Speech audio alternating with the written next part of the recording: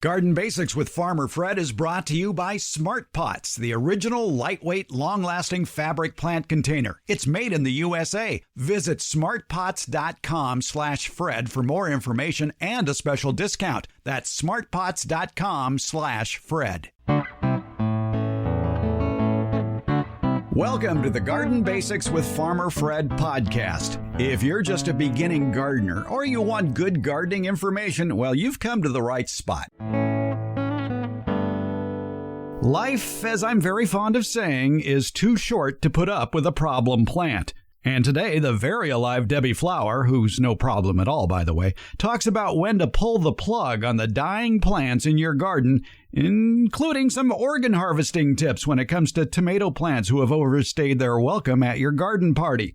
Plus, we have tips for choosing and storing those late fall fruit favorites, persimmons, apples, and citrus. Merry Christmas! The UC Davis Arboretum and Public Garden Superintendent Emeritus Warren Roberts is in the holiday mood. He has everything you want to know about the plant of the week, holly, including information about a holly variety that will literally make you upchuck. Even its name implies as much. We're podcasting from Barking Dog Studios here in the beautiful Abutilon jungle in suburban Purgatory. It's episode 158 of the Garden Basics with Farmer Fred podcast, brought to you today by Smart Pots and Dave Wilson Nursery.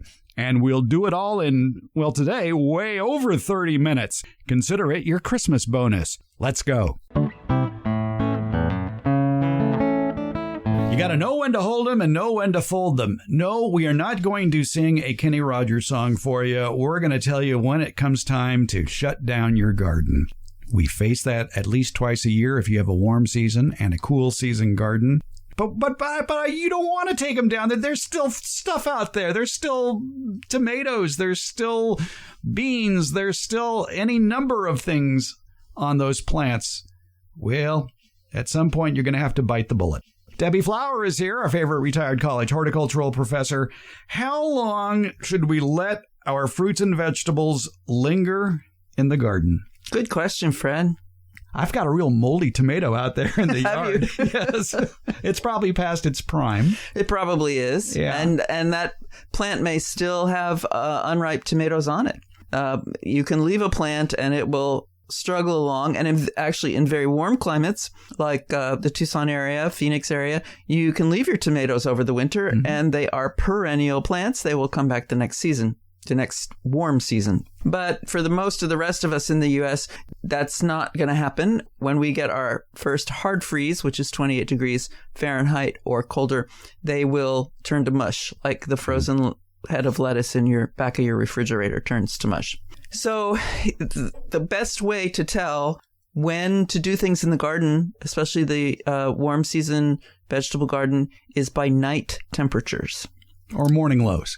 You're right. The low at night, right, that's reported. They say it'll be 60 during the day. It'll be 40 at night. That's right before the sun comes up. Right. That's when it's the coldest part of the night. So that's the temperature we're looking at as that coldest temperature for the day. And warm season crops, so melons, squash, peppers, tomatoes, beans will really stop being vigorous when night temperatures settle at 55 degrees Fahrenheit or below. But they'll still look good. They'll still look good. They'll still have flowers on them. They'll still have fruit on them, but they will slow down dramatically in their production. And I admit I have a tomato still in the garden. It has one tiny fruit on it that's red and has a hole in it from some visiting marauder. Mm-hmm. So it happens fairly quickly between the time that the night temperatures hit and settle at 55. It's not the very first night that you get 55 for cold. It's when they settle. And you have a series of them, 3-4 nights in a row that are 55 or below, then the plants aren't going to be very productive. It's time to take them out. We won't go into all the details about how to save green tomatoes. We did that a while back in episode 152, Green Tomato Ripening Tips. You can check that out and get all the advice you need to know about saving your tomatoes, which ones are worth saving, and how to save them to give them a chance to ripen. So we won't go into that here. Again, go back to episode 152 to learn about that. You have an interesting technique for maybe getting them to ripen out there. So prior to pulling your warm season plants, you talk about basically kind of stripping the plant. Yeah, but it's quite a bit prior to pulling the plant. Okay. If your plant says, and you would know this by the type of plant you have, it'll be on the seed packet. They'll say, or it'll be in the seed catalog. They'll list the type of tomato, the name of the tomato, and then they'll say 70 days. And that means from the time you put the plant in the ground, it'll be 70 days until you get a ripe tomato. Mm-hmm. So if it's a 70-day tomato, then you have to guess when your night temperatures are going to drop to settle at 55 and count back 70 days from that. Oh. And that's when you would start this process of removing flowers and from the plant so that it doesn't set any more fruit, and the ones that are left on the plant will ripen fully. Boy, I hope you have a growing season of 140 days. Yes, It would be right. kind of sad to be cutting back a plant before Right. it's had a chance to mature. Right. Frankly, I don't know that anyone would do that. There's always the hope that you're going to get more fruit, and you will get more fruit. And even if it doesn't ripen, we know there are things you can do with the green tomatoes. And there's something called sink priority, which I always thought, yeah, the wife gets the sink in the bathroom. Go find someplace else. What is sink priority?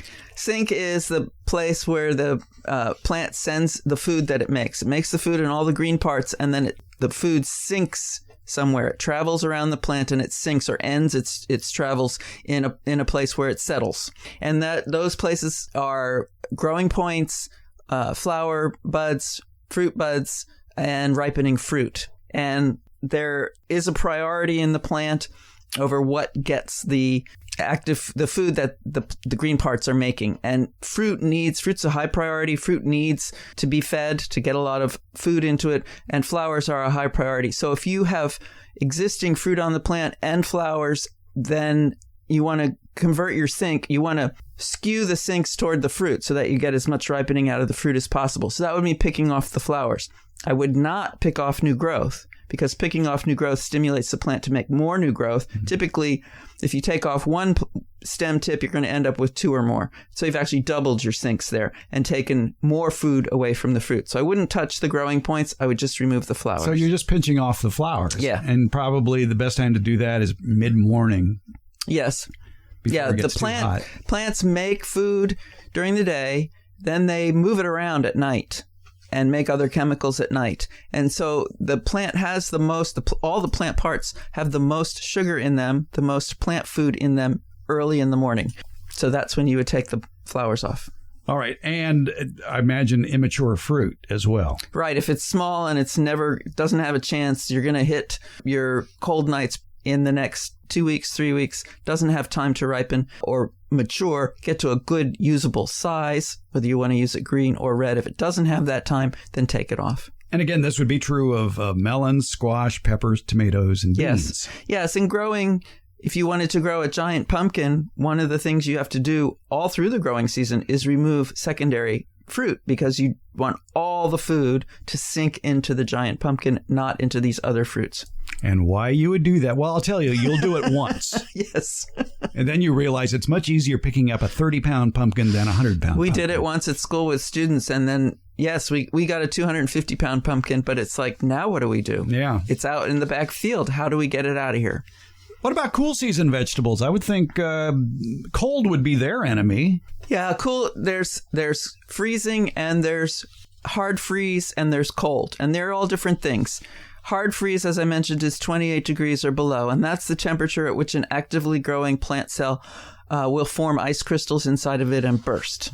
The freezing is 32 degrees, and that's just when water becomes ice. But plants have a lot of water in them, but it's not pure water. It's got a lot of other stuff in it, and that's why their freezing temperature is actually 32. So 32 degrees Fahrenheit is just cold. That's ice. And some plants can survive ice. So the critical point is 28 degrees? Critical point is 28 degrees. If you hit 28 degrees and below for a long period, starting sometime in the fall and ending sometime in the spring, you're not going to grow a vegetable garden during that period of time unless you have season extenders, which would be greenhouses or high tunnels or something like that.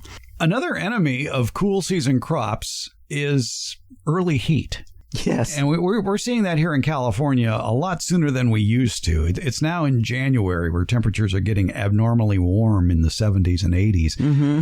And what does that do to cool season vegetables? It stimulates them often to bloom. And cool season vegetables are typically ones where we don't eat the fruit, so we don't want flowers. We eat the leaves, or we eat the roots that have accumulated food like a beet or a radish, or we eat the buds of the flowers like broccoli. We don't want a fruit to form. Typically, heat will stimulate them to flower, and then like the lettuces and the cabbage and the spinach and things, they become very bitter when they flower.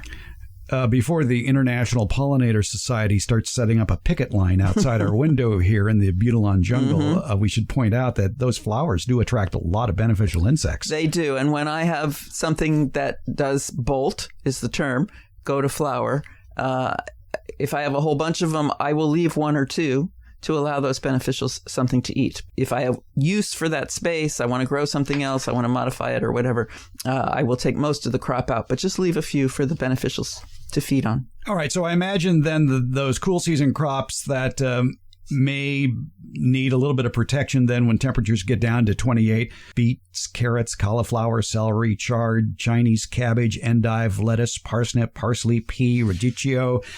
Although there are others, though, that can survive a hard freeze unprotected. Yes, there are some that can survive a hard freeze unprotected, including arugula, Austrian winter pea, broccoli, Brussels sprouts, cabbage, fava bean, garlic, kale, kohlrabi, leek, mustard, radish, rhubarb, rutabaga, spinach, turnip, and Walla Walla onion.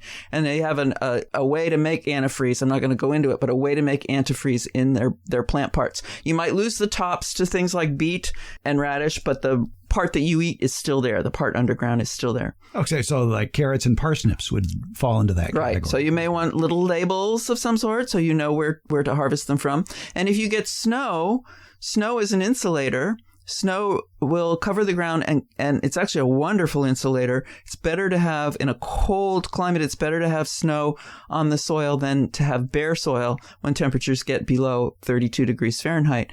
It is better for the plants in a cold climate to have snow on the ground when the temperatures get below 32 degrees Fahrenheit than it is to have bare soil, because the bare soil can, if it's exposed without snow, can get down below as low as the air temperature gets. If there's snow on the ground, the air temperature can get down into single digits, but the ground will remain at 32 degrees. Smart Pots. It's the original award-winning fabric planter. It's sold worldwide, and Smart Pots are proudly made 100% in the USA. Smart Pots, by the way, are BPA-free with no risk of chemicals leaching into your soil, your herbs, vegetables, and other edibles. That's why organic growers prefer Smart Pots, and they last for years. Some gardeners have been using the same Smart Pots for over a decade. Smart Pot's breathable fabric creates a healthy root structure for plants. Because the fabric breathes, Smart Pots are better suited than plastic pots, especially for really hot and really cold climates. And unlike a plastic pot, the fabric won't crack or break from frost or when dropped. For more information, visit smartpots.com/Fred. And don't forget that /Fred part, because on that page are details of discounts when you buy Smart Pots at Amazon. Visit smartpots.com/Fred. Back in October here, we had an atmospheric river event plop down over our heads. Locally, we got 6 inches of rain in 24 hours, which for us is a lot. In fact, it was a record amount. And I noticed that in my cool season garden that I had just planted a few weeks before that. So there was lettuce transplants in there, and the leaves of the trees hadn't fallen yet. So I didn't have any mulch on there. And when you get heavy rainfall, that splashes dirt back up into those leaves of the plant.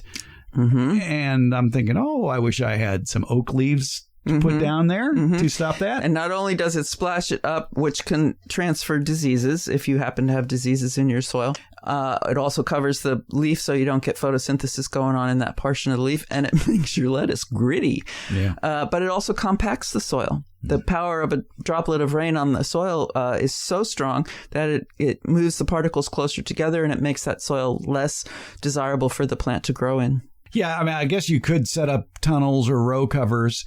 Yes. But when you get that much rain so quickly, they better be sturdy. Yes, that's very true. Sturdiness was critical because the storm came in not just with heavy rain, but with some wind, and which is typical of a storm. So, yes, row covers are a spun fabric. If you sew, it's like interfacing. And they come in different thicknesses. Some of them are just for keeping insects out. Cabbage moth is one of those insects. It's a little white moth with black spots on its wings, and it looks for plants in the Brassicaceae family, which includes cabbage, broccoli, Brussels sprouts, and it will lay its eggs on the leaves of that plant. Then the babies hatch. They're a little worm, little caterpillar, and they eat, typically from the bottom of the leaf.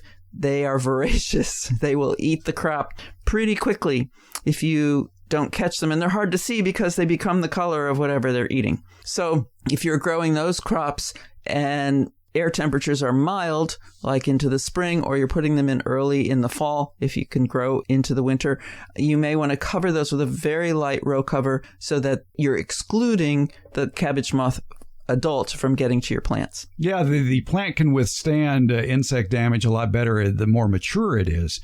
So if you just return from the nursery and you're planting that new garden of those baby transplants, it's not a bad idea to throw a row cover over it right then and there, no matter what the weather is, just to keep the flying insects out of there. Right. Don't give them a target. Right. You can use a hoop, or you don't even have to if it's loose enough so that the plants, it's very lightweight, that the plants can push it. Now, this similar fabric comes in much thicker versions, and those are to trap heat. They obviously will also keep the moth out, but they trap heat, and they can be used to keep a plant that can withstand 32 degrees alive for the one night here and there that temperatures get below, let's say, 28. One of the beauties of having citrus trees, if you live in an area where you can grow citrus, is the fact that they're fine on the tree until you need them. And they're much happier there. But if you get some extreme cold temperatures, you might have to harvest them. Yes. Cold damage in a citrus is actually drying damage. It's the roots are unable to bring water up, and so the plant dries out. And then when the plant dries out, it can't hang on to its fruit, and fruit doesn't mature anymore. It can become a problem. But if you can trap some heat during that chilling event with a frost cloth, then you can prevent that damage. Another way to tell if the citrus on your trees is getting past their prime is give it a squeeze. If it isn't as firm anymore, if you notice that outer coating is kind of loose, the fruit has pulled away from the skin, maybe it's time. Yes. They will turn from shiny citrus, store best on the tree, given the right environmental conditions. When the fruit turns from shiny to dull, that's an indication it's ripe, because the fruit has exuded a wax out of its skin to protect it, to store water. And so they go from shiny to dull when they're ripe, and they may or may not turn orange. In warm places, citrus does not change color in the skin. The fruit will be orange in an orange, but the skin will not. If we import in the U.S. a lot of citrus from Brazil, and it will be brought in and put in a chill room so that it turns orange for we Americans to believe that it's really an orange. But in Brazil, you might buy it green. Ah, okay. The dirty little secret about growing avocados is everybody's expecting their avocados to turn out like what a Hass avocado looks like that you buy at a grocery store, when in reality, the avocados that can take colder temperatures, and by that I mean above 40, basically, are the Mexican avocados. There are those avocados that do better in slightly colder climates where temperatures don't get much below 40 degrees, if at all. The Zutano, the Mexicola, the Bacon, the Jim, and several like that. And they are a smaller avocado with kind of a brownish green skin and a more nutty flavor. And so you just have to learn to accept that. Yes, yes. If you're on the edge of USDA Zone 9 and not living in Ventura or Santa Barbara. Yes. The other fruit of the season that people are harvesting in mid to late fall, the persimmons. And there's two types of persimmons, basically. There's astringent and non-astringent. If you don't want to pucker up after tasting one, you want the non-astringent varieties. Mm-hmm. The astringent varieties, like the hachia, need to get totally soft before they sweeten up. Yes. Whereas the popular fuyu, if it's firm, you can harvest it off the tree. And I saw them both in my local grocery store yesterday. Ooh, confusion. Yes, with no description, and they were both firm. Did it just say persimmons? Yeah, well, they said hachia and fuyu, so if you knew. But when you look at them, the fuyu, this is like a visual mnemonic. The way I remember which one is the fuyu is the flat one that has several sort of lobes on the bottom of it. And the word fuyu has two U's in it. Oh, okay. F-U-Y-U. So those are the lobes, those U's, okay? Hachia is more teardrop shaped. And I bought some fuyus and they weren't all ripe. And there was a woman there, they were in bags. I dislike that when the grocery store does it, but they were in bags. And so you had to buy a bag of 6, let's say. And she was digging through the bags, looking for a bag where they were all deep orange. And I tried to tell her that they will ripen. Yeah. But I don't think she spoke English. Oh, well. So that was a problem. But they will ripen. So you can buy them wherever you can get them, your farmer's market, or you can get them from your neighbor's tree if you happen to live in a place where they are grown, or your grocery store, and they might be not bright orange, but they will ripen once you take them home.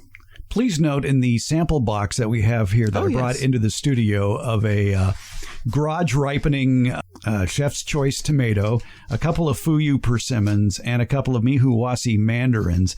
There are pieces of the stem still attached to it. These were not ripped off the plant. They were cut off the plant to preserve a piece of stem, or in the case of the persimmon, the calyx, I believe that's called, where you got that leafy part right above it with a piece of the stem. That keeps the fruit intact and it won't spoil as quickly. Right. If you're harvesting your own or you're buying from someone who has harvested, make sure there is a piece of stem attached to these fruits, and it prevents or it slows water loss from the fruit, and it prevents making a big hole where bacteria and fungus will get in and rot the fruit.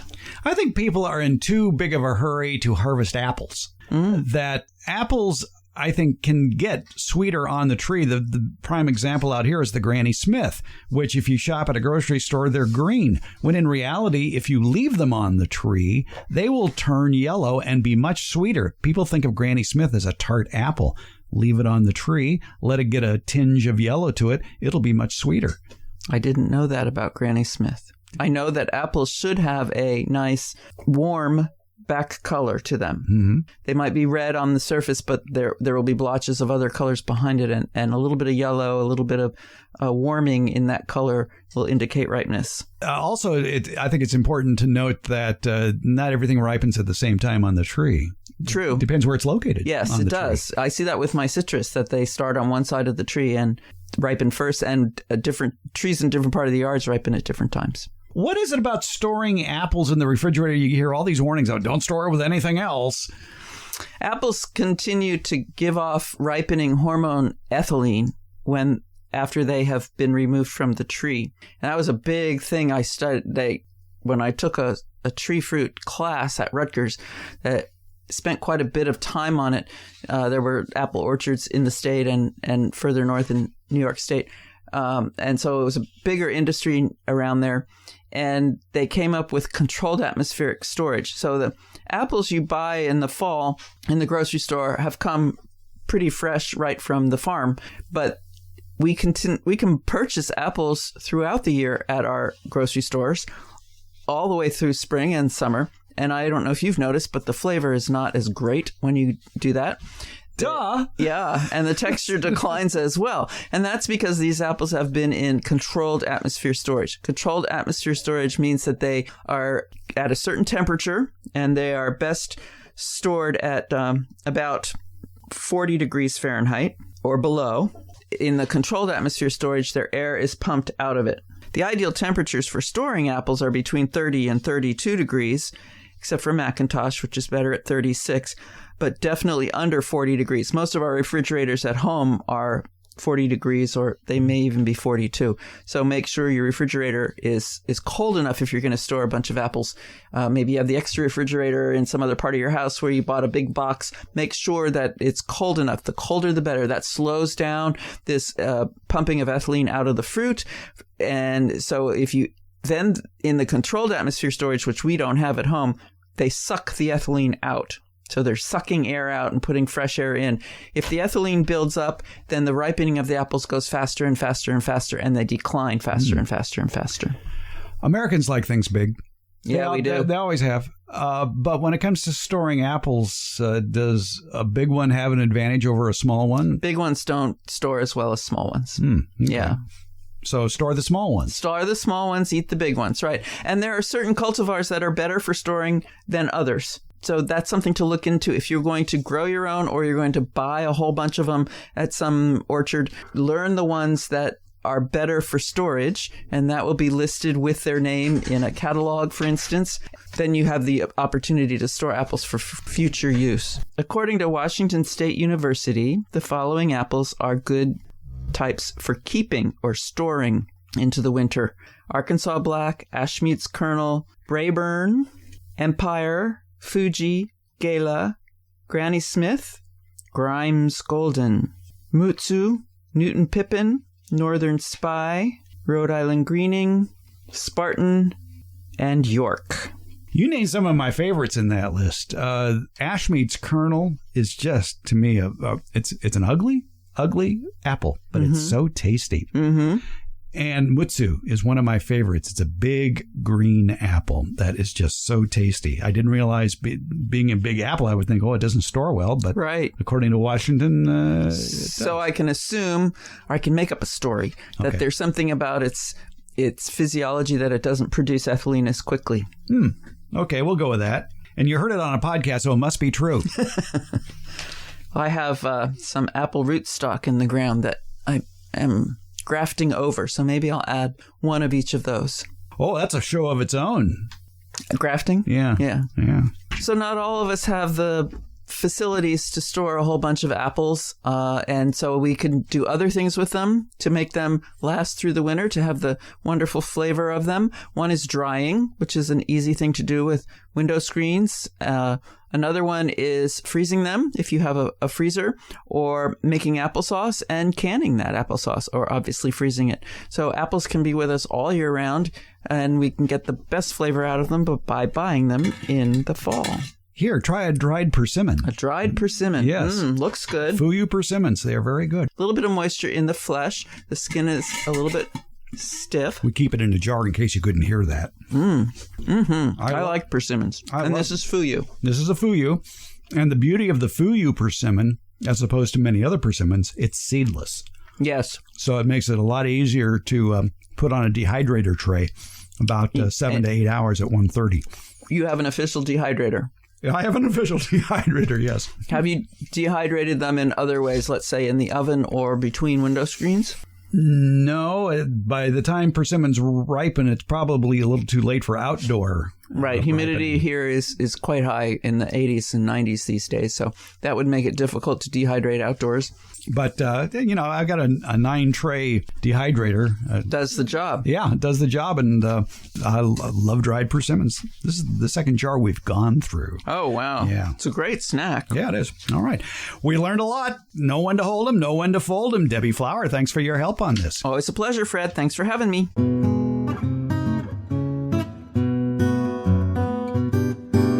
If you haven't shopped at your favorite independently owned nursery lately, you know something? You're missing out. Now arriving at California, Arizona, and Texas nurseries are Dave Wilson Nursery's excellent lineup of farmers market favorites of great tasting, healthy fruit and nut varieties. They're already potted up and ready to be planted. We're talking about almonds, blackberries, blueberries, boysenberries, figs, grapes, hops, kiwi, mulberries, olives, pomegranates, and a lot more. For you gardeners in the Pacific Northwest, Mountain, and Southern states, look for Dave Wilson's Farmers Market favorites in January and February. You want more? Well, by the second week in January, you're going to find your favorite Dave Wilson bare root deciduous fruit trees in stock, including my favorite, the plum apricot cross, the Pluot.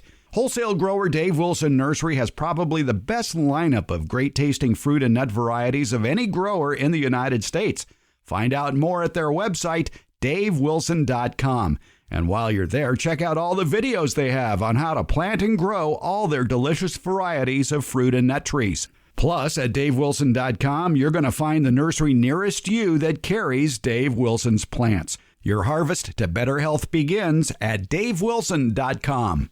Have you taken a look at the Garden Basics with Farmer Fred newsletter? There's one that accompanies each episode of the Garden Basics podcast. It's a deeper dive into what was discussed on the podcast, along with more great gardening information. In the latest newsletter, we'll have instructions and pictures on how to store apples so that they'll last for up to 5 months or longer. You can find a link to the Garden Basics with Farmer Fred newsletter in the podcast show notes, or go to farmerfred.com, or go to substack.com/gardenbasics. Think of it as your garden resource that goes beyond the basics. It's the Garden Basics with Farmer Fred newsletter, and it's free. Please subscribe, share it with your gardening friends and family. It's the Garden Basics with Farmer Fred newsletter. And thank you for listening. We like to talk with Warren Roberts. He is the Superintendent Emeritus of the University of California Davis Arboretum and Public Garden. He always has a nice plant of the week. And speaking of the time of the year when you deck the halls, what do you deck the halls with? Ilex. Well, it's not very musical, but it's true. Warren, it's holly season. Yes, boughs of holly. Boughs of holly, tra-la, la. La, la. Yeah. Yes, and the name Ilex, Ilex, which is the generic name for this, for the hollies, or most of them anyway. In Latin, if you look it up in a Latin dictionary, it refers to an oak, the Quercus ilex, the holly oak, which is an evergreen oak native to much of the Mediterranean. And when the Spanish and Catalan-speaking people came to California in the 1700s, they saw evergreen oaks that they assumed would be the same or similar to what was they knew back in the Mediterranean. And so they used the same common name, which is encina, for the oaks, the evergreen oaks in California. But we're not talking about oaks, really. We use that. I'm just mentioning that because the generic name of the hollies comes originally from the fact that these shrubs and small trees had leaves that looked like the holly oak rather than the other way around. Rather prickly. So, yes, that is true. But you have to stick to it, you know. Thank you. So there are about 400 species of ilex. I remember being surprised at seeing them growing in Peru when I lived in South America. Many ilex species are tropical, and they have all kinds of forms. They're mostly evergreen now. Ilex aquifolium, we'll talk about that mostly, is the one traditionally used in song, music, poetry, and decoration. The leaves are prickly. The berries are red. The Ilex aquifolium is a small tree or a large shrub. Actually, there's some varieties that are rather small shrubs. And there are usually, the plant will have male or female flowers. Of course, the female flowers will produce the berries, but they don't produce them well unless there is a male nearby which provides the pollen for the production of the hollies.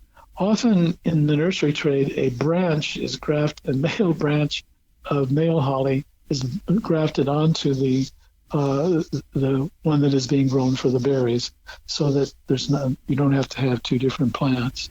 The common name for Ilex aquifolium is English holly. So my obvious question is it from England? That's a good question.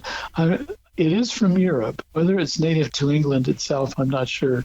In the English language, we put the name English onto things, even though they're native elsewhere. For example, the English oak is native to France and other areas. And I guess the French are a little less worried about things. They just call it oak.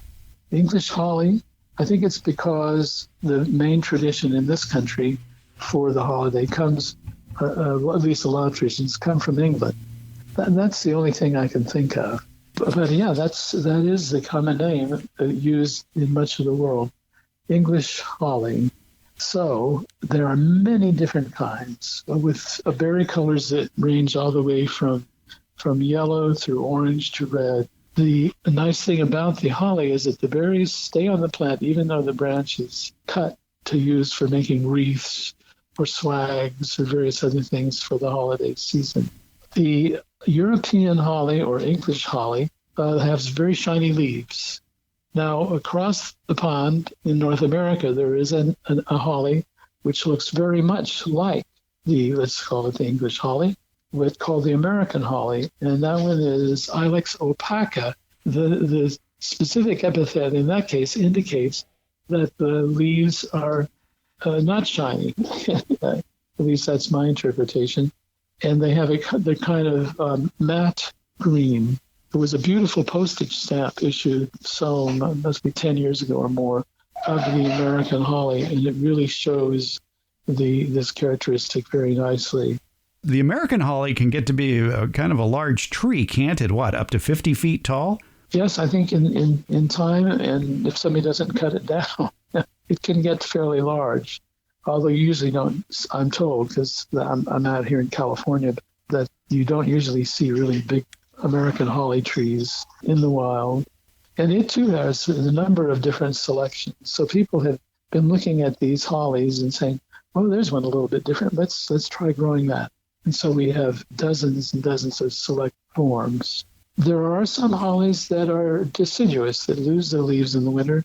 And there's one called, in fact, Ilex decidua, which is a useful name. In the wintertime, and where it is native, it is really splendid. You're going through a woodland, and here is this plant covered with bright red berries and no leaves at all to hide the berries. That one of the common names for that one is possum haw, H-A-W. Well, that would indicate it's probably native to the southeast. Yes, it is. And you occasionally see it in the West planted. I know of an abandoned farm up towards, I guess it's Oroville here in California, where somebody planted it, and there's enough groundwater, it's kind of near a stream, that it has persisted. And there it is, brilliant red right out in the middle of an undeveloped area. Very beautiful. And that one is often used too in the wintertime in the florist trade, but particularly back east where it's native. Another holly from the east, which is an evergreen, and is a beautiful small tree, used a lot. And if you go to Savannah, Georgia, those beautiful squares within the city, you'll see it. And that one is called the Yaupon holly, Ilex vomitoria. I bet that has a story to it. Well, all of the hollies have alkaloids. That is to say, they have substances which are like caffeine or theobromine, which is an alkaloid that chocolate has. There is a tradition that at a certain time of year, I guess about the change of the year, very strong tea of the leaves of this species would be brewed up that was very almost dark brown, and that would be consumed. It would cause nausea, getting rid of all the poisons that had accumulated, psychological and otherwise, in the previous year. You could start out fresh. That's what I've been told. And since that's a tradition from a part of the United States that I don't live in, I just presume that that's the way it was or is. There is a very beautiful holly with red berries, too, in China. It's called Ilex cornuta. That one is popular in mild climate areas, or relatively mild climate areas. And there are many different forms of that as well. It has leaves that have the points on the sides, too. That will make a beautiful small tree. There's some very old ones around near the Capitol building in Sacramento of the Chinese holly. The story of hollies goes on and on. I'll name one more species, which I think is interesting. This one is a subtropical species. I suppose it'd be grown as a houseplant. And this is Ilex paraguariensis from South America. And the leaves of that are actually gathered to make a kind of tea called, in Spanish, yerba mate. It's quite traditional in Brazil, Uruguay, Paraguay, and Argentina. When I lived in Peru, it was also available there. It has lots of alkaloids in it. You have to be careful when you're drinking it. If you drink too much, it'll make you quite jittery, really. But it is a traditional tea for that area, and the leaves are dried and smoked slightly, so it has a nice little smoky taste to it.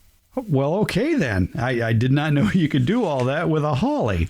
But folks, don't try that at home. No, don't try that at home. Especially on the night before Christmas. All right. No. All right. But it's the holly. It grows throughout the United States. There are varieties that will suit your climate that you can enjoy. You can find them probably at your favorite local independent nursery or garden center. Ilex, I-L-E-X, the holly. Another great plant of the week from Warren Roberts, Superintendent Emeritus of the University of California, Davis Arboretum and Public Garden. Put it on your list of places to visit if you like visiting places with pretty plants. The Arboretum at Davis. More information at their website, arboretum.ucdavis.edu. World-renowned Arboretum. Warren, thank you so much for the plant of the week, holly. You're very welcome, Fred. Thank you for the opportunity.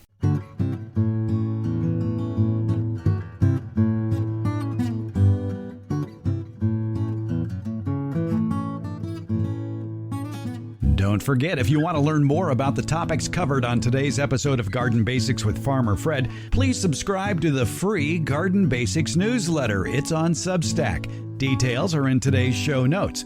The Garden Basics podcast will be on its winter schedule from November through January, which means there will only be one episode per week during this 3-month period, and it'll come out on Fridays. Garden Basics with Farmer Fred is brought to you by Smart Pots, and we thank them for their support. Garden Basics, it's available for free wherever you get your podcasts. Thank you for listening, subscribing, and leaving comments. We appreciate it.